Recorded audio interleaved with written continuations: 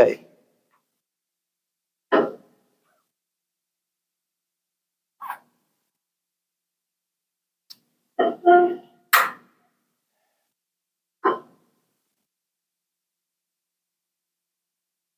I want to tell you a story. It's a great story. It's a story I doubt very much that you will fully grasp.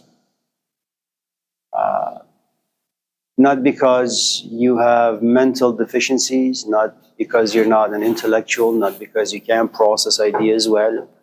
It's just you're not at the stage where you can fully comprehend and appreciate the enormity of this particular story.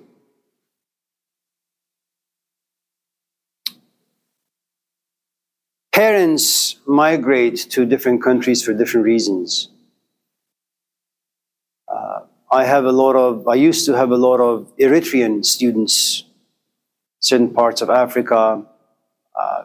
I would meet them in my class and they would be single.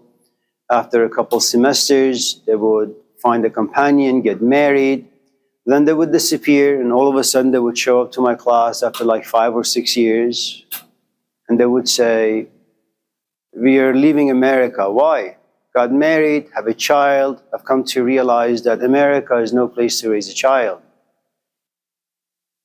Now, I don't know if you've been around the world, but you go to Europe, and you compare Europe to America. America is by far, sure, Europe has some great stuff, but the things you find in America and the things you can do in America, it's really, really extraordinary. The opportunities that exist here. You can't find a job in Italy. It's very difficult to find work and to be okay as a person of color, say in Germany, for example, or in France. But I'm not saying it's easier here, but opportunities in America are really, really tremendous.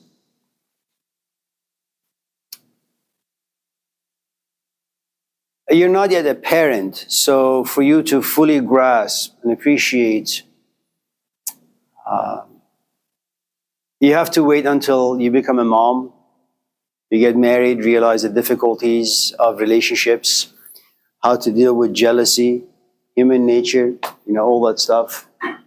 So right now they all exist as concepts for you. You may be very selfish right now. Everything in life revolves around you, your needs, and your desires. There is no one above you. There is no one as important as you and your desires and ambitions until you have a child. The moment you have a child, you don't really care for your husband as much anymore. You do care for him insofar as he brings some money and, washes the dishes and vacuums the house so you can tend to the kids. And then once you have a child, you kind of, for the first time, begin to look at, say, Oakland. And you begin to ask questions you've never asked before. You begin to see things you've never seen before. Or perhaps you saw but never really grasped the depth of it. You walk around Oakland and there is a great amount of diversity. There's also a great amount of trash. And you always it entertained you. Let's say you live in a neighborhood where there is lots of drugs, lots of liquor stores, lots of people who use bad language, and you always pass the streets, past these people, always giggling, saying, "Oh, this is fun." And then you have a child. And then all of a sudden something really awful happens to you, that you become a superhero. And one of the things about being a Spider-Man, being a Batman, being a Superman is that when things are okay, you don't need to be a hero. It's only when there's a great amount of disaster out there, all of a sudden, you're no longer just a regular chap. You remove your clothing and all of a sudden you become a hero. And all of us in this class are very much the same. Under ordinary circumstances, we're all saints, But when things become tough, the true colors come out. The true colors of a superhero is just that they are profoundly selfless, and that's where motherhood comes about. And the moment you have a child, you step out and you realize that these are the same liquor stores you've been seeing for the past 20 years, but now they're different for you because your child sees them. Your best friends smoke weed perhaps on a daily basis, but now you have a child, so they can't come over your house just very casually. And all the things that you used to take as fun, entertaining, casual, all of a sudden they have great importance. And now you do something that your parents did. You sit down and you say, maybe I should migrate. And you speak to your husband about that. And your husband says, but my mom lives next door and my dad lives next door and they're 70. My siblings are here, my friends are here, my relatives are here. And you say, listen, my parents are here too, but I don't want our children to turn out to be like all the people out there. I want something special for them. And your husband looks at you and says, you know what happens if we migrate? We don't speak the language. We don't have very much money. We have no idea what's waiting for us. Are you willing to wash dishes? Are you willing to mop floors? And because of your love for your child, and because all of a sudden as a mother you become a superhero, you say, I think so. I'm willing to sacrifice myself so that my children could have a better life. Now, you have no idea what that means exactly. All you know is that you're governed by America. You're governed by this city on a hill that looks down. It's above and beyond corruption. It's pure. Its dreams remain true and intact. And you just need to put some effort, some work, and your dreams will come true. You may not be able to buy a house in Mexico. You may not be able to buy a house in certain parts of Africa or Iran or Pakistan. But if you come to America, work hard for 5-6 years, you'll have a house. That's the story of all immigrants, And so your parents come here, my parents, same thing. And I doubt very much you can fully appreciate how it feels to leave your country. Don't listen to all these new age teachers on YouTube who tell you, why do you have to belong to a nation? Why not be like a Socrates? Be a citizen of the world as opposed to just Athens, because it doesn't work that way. Your language connects you to your land. Your food connects you to your land. The pains and sorrows and joys you see on your people's face connect you to your land. History, the wars, standing in line to buy bread for 2 hours, to buy milk for 5 hours, standing in line and listening to people complain about the social and political dilemmas of your land. They all connect you to your land. Look yourself in the mirror. You're not white. You're not black. You belong to a certain place on this planet. That gives you identity. It gives you history. That culture kind of like cooks you. You need to embrace that. Okay? Now, it's really, really tough for parents to simply just pack up and leave. And most people who live in poverty, there is a good amount of fear because they have no idea what's waiting for them. In the 1970s, when Iran was going through this revolution, there were lots of people who had stolen lots of money from this common pot, people's money. They worked with the government, they stole money, they stole buckets of oil, and they saved them in American banks or banks in Europe. They live a big life, but most immigrants, most people from Iran who migrated, they were forced. In my country right now, there is no hope. People can't go to school. There is no job for anyone. You have to have like 5 or 6 jobs just to pay rent. Our money has really no value. You have no idea what despair and depression really is, what it means to be poor in a country that has the second largest oil reserves on this planet. So your parents and my parents and anyone in this class who has parents who were immigrants, and you're the first generation born here, they made sacrifices you can't even fathom. Your parents came here not knowing what rap music is. Your parents came here not knowing what it means to be transgender. Your parents came here not what it means to be like pansexual, diversity. Your parents didn't know what it means to come to a culture where there is no shame, that there is violence everywhere. People just talk trash. They had no idea what any of those things meant or even were because they weren't around in their culture. So they come here. And you're born. What you have is two completely different universes or planets. Your parents come from the kingdom of God, let's say Rome. You find yourself in America. Well, if you examine the friends your parents have, most of them, if not all of them, are from the same land. Your parents speak broken English. Sometimes you sit back and you look at them and you say, you've been here for 50 years. You still don't know how to say hello in English. What's wrong with you? That's the immigrant life. You, on the other hand, you speak English fluently. Your friends are different. Your choice of music is different. Your choice of friendships are different. The way you define happiness and pleasure are different.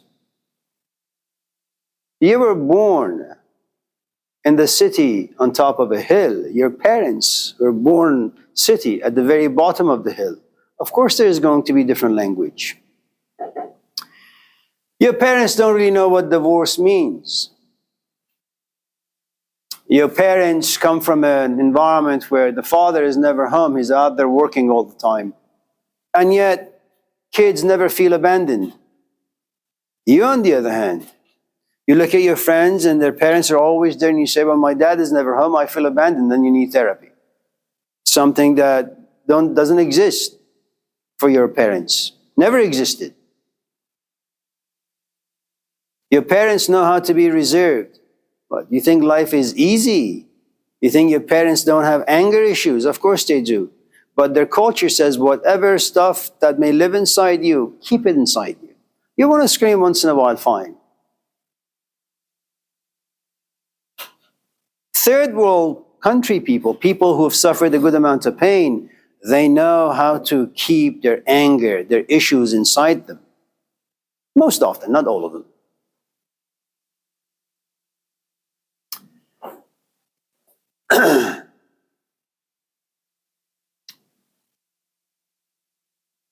You will never, ever, ever, ever understand. You will never speak the same language that your parents speak. Now, you think that your parents lack sympathy and empathy, but that's not the case. Your parents are like old dogs. It's very, very difficult for them to learn a new lifestyle.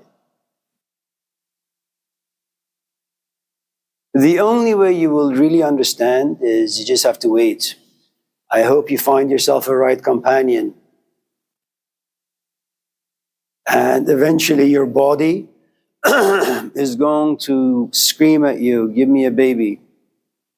And then you will have a child. And then you realize that living in Oakland is nearly impossible for you because you want to protect your kids. But you see, your drinking days and your smoking days, by the time you become a mother, hopefully will be over. And you live, let's just say, in Montclair, in the woods somewhere.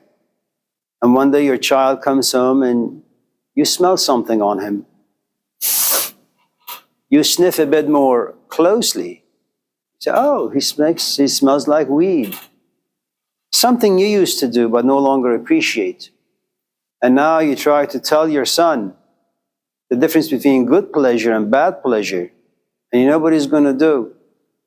If you're lucky, he'll just sit and listen to you respectfully. If you're very, very unlucky, which most parents are today, he'll just give you the middle finger.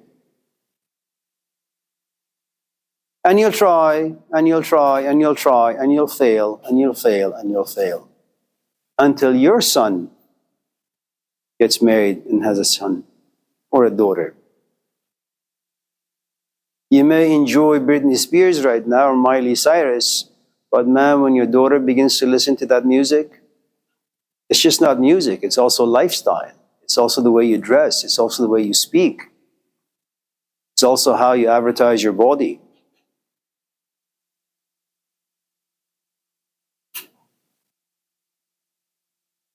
If this is a little too difficult for you to grasp, do it this way.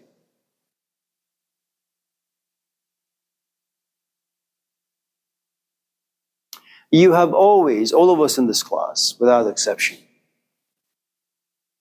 no doubt you have found yourself in a physical space that was unfamiliar to you. It made you doubt yourself, you were scared, you didn't know how to be, what to do. And then it took you some time to adjust. And the way you adjust is you walk like other people, you talk like other people, because you want to be liked.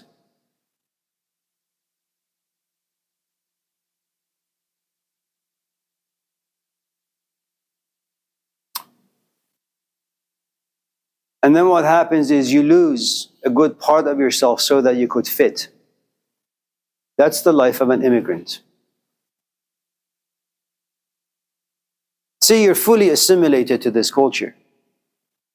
An immigrant parent, not possible, especially those who are over 40 or 50. You know, all of us are born like soft, wet clay. By the time you're 10, you're fully formed. The only way change will happen if you're broken. But I think if you were to, again, look at your question very, very carefully, you can find the answer. Every time you feel as if your parents are making fun of you, belittling you, don't understand you, always take your imaginations to those moments where you found yourself in places that made you most uncomfortable. That's the life of an immigrant, being forced out of a comfort zone into a very uncomfortable environment.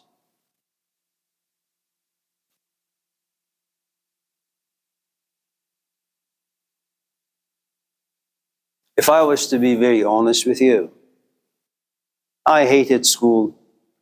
I loved music and I loved sports. I spent about 8 hours a day for many years on the tennis courts in hopes of being a pro.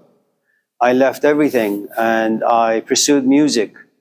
I drove 3 hours this way, 3 hours back for a 45-minute lesson. My parents are immigrants. They left everything. They came here with nothing. My father, who had a relatively good job, he started washing cars. So did my mom. Never understood, never cared. It's not their life, it's my life.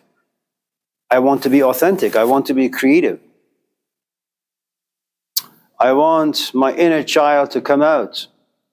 So the inner child could become an adult child in a vicious, cruel world. You know? You know how long it's been since I've come to realize the difficulties my parents went through? It's only been maybe less than a decade. I only understood most of this stuff when I was like 55, 56. And that's a tragedy. Because for about almost 40 years of my life, I gave my parents hell. And I thought I was right. Right now. Yeah.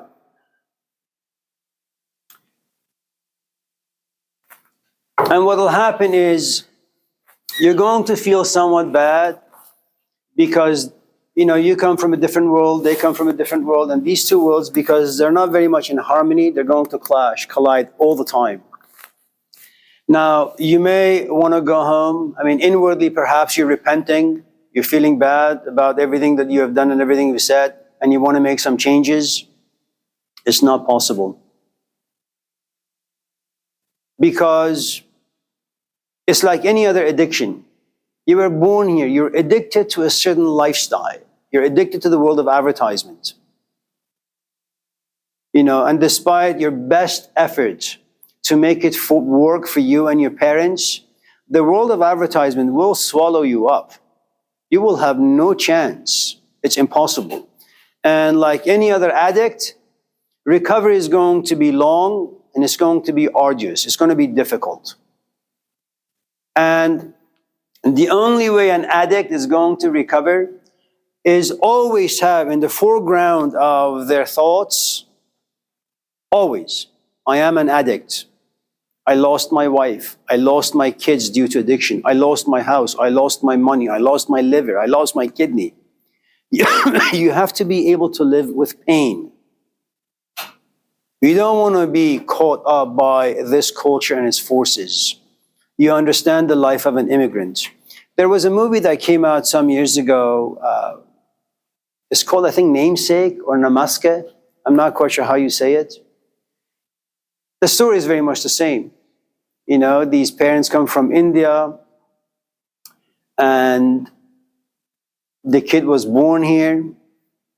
And despite his parents' best efforts, he just doesn't get it until there is an opening.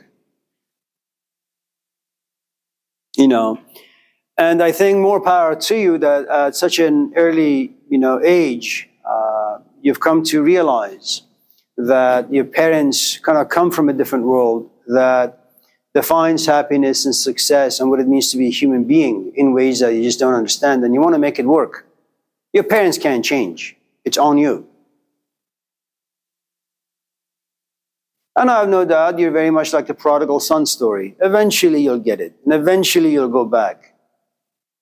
And the only thing you need to pray and hope for is that when you truly understand your parents are still alive and they're healthy, so you could take care of them.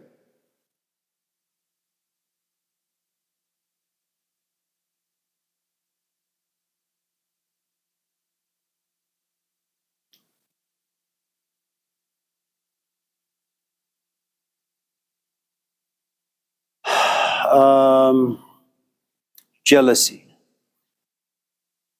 Are we good? I'm good. Okay. I'm not sad. Oh, no. I'm realizing that now I'm thinking out. Yeah. Contrary to the philosophies of the West, I think sorrow and sadness are really, really, really great components to have inside you. They really are. Karl Marx was sad to see little kids being crucified in factories on a daily basis. That sadness pushed him to write. Jesus Christ was really, really sad in seeing people not living their authentic life, not being creative, not having this child come out and live its life. That sadness turned him into a prophet. Malcolm X was sad not seeing his own people prosper. That sadness, but sadness without reflection, sadness without being able to truly reflect, look at something, be mindful of it, be aware of it, break it open, see what the components are inside. That sadness will turn into sorrow, sorrow will turn into despair, and eventually become depressed. That's not a good way to be. Remember, despair is good. Depression is good, as long as you can use them as sources of creativity. And there are times you just don't have the resources, you just fall victim to sadness and depression. But it'll pass. Always think of Al Pacino, Robin Williams. Being on the stage, you have thousands of people watching you, applauding you, but then you go home. You're no longer being authentic, you're no longer being creative. It's just an ordinary life. You buy milk, you wash dishes, you take a shower, you watch movies. And you say, man, this life, as opposed to the life on the stage, apples and oranges. And you want to make your ordinary life work, but ordinary life doesn't work. Life really, really sucks. Especially for people who have had a taste of privilege. And so they drink, just to forget. Yeah. What kind of... I played the santur.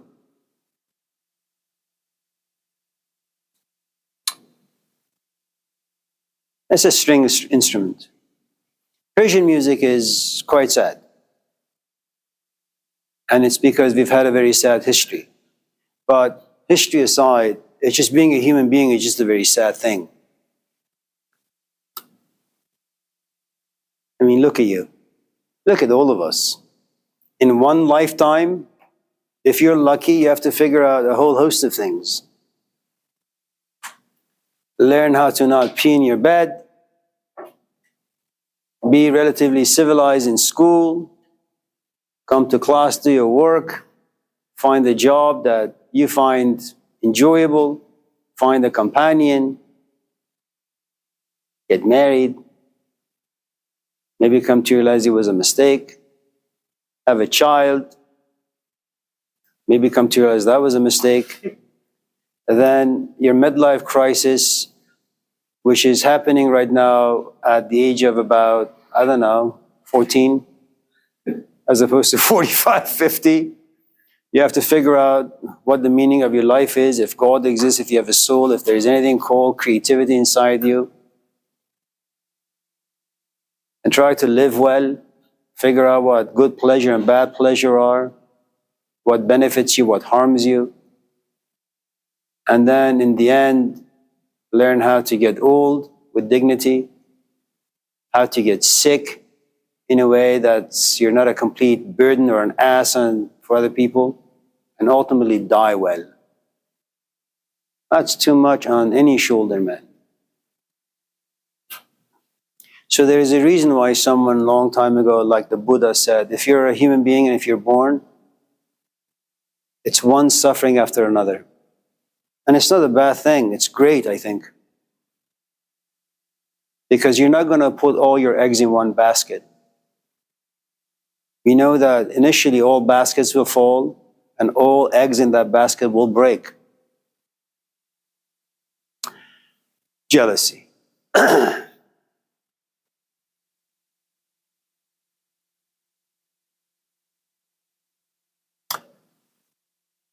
I'm going to give you a couple of scenarios.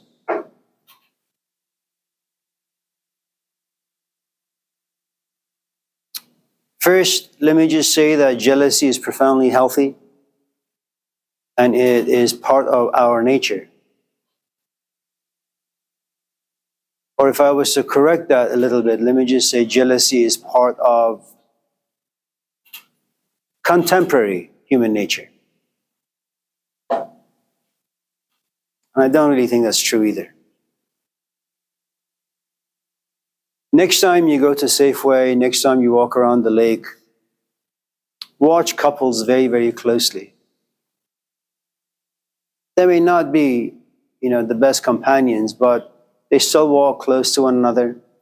And should you look at the companion of this man walking, he may not like his companion one bit, but the moment you eye this woman, there's a good chance he may kick your behind.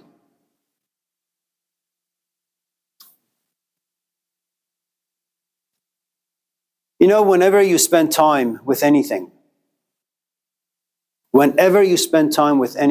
you invest a good amount of yourself into it. You own it. It's yours. It is your goddamn house, man. You put your sofas there. When you go out with a woman or a man, you talk about marriage. That's future. That's an investment. You talk about buying a car together, opening an account together, going to Safeway together. You hold hands. You possess her body and she possesses yours. And what? Someone now comes in and wants to take all that away from you? And what are you going to do? You're going to be a hippie? I've known a lot of hippies. They've come through my classes. They have no teeth. They got no money. They got no life. They suck. So jealousy is part of our organism, and it's very wise. This is mine. It's mine because I've put a lot of stuff in it. And if you take my stuff away, you're taking parts of me away. Now, you could be a Buddhist or a Christian. Don't store your treasures down here. Yeah, well, I'm not Jesus Christ, okay? I'm just a regular chap trying to survive this life the best I can. This is my wife. These are my kids. I don't want my kids to be exposed to certain ideas just yet. My kids.